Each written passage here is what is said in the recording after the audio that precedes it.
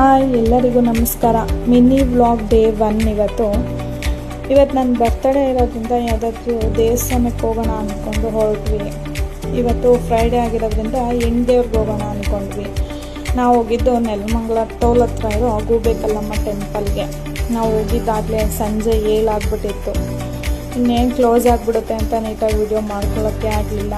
Next time ಹೋದಾಗ ಕ್ಲಿಯರಾಗಿ video ಮಾಡಿ ಹಾಕ್ತೀನಿ. ಹಾಗೆ ನೀವೇನಾದರೂ ಈ ಟೆಂಪಲ್ಗೆ ಮುಂಚೆನೇ ಬಂದಿದ್ದರೆ ಕಮೆಂಟ್ನಲ್ಲಿ ತಿಳಿಸಿ. ಮತ್ತು ನನ್ನ ಬರ್ತ್ಡೇ ವಿಶ್ ಮಾಡಿದೆ ಎಲ್ಲರಿಗೂ ಥ್ಯಾಂಕ್ ಯು ಸೋ ಮಚ್. ಮತ್ತು ಯಾರೋ ನಿಂಬೆ ಹಣ್ಣಿನ ದೀಪ ಮಾಡಿದ್ರು, ದೇವ್ರಿಗೆ ನಿಂಬೆ ಹಣ್ಣು ಆರತಿ ಮಾಡ್ತಾಯಿದ್ರು. ತುಂಬ ಚೆನ್ನಾಗಿ ದರ್ಶನ ಆಯಿತು.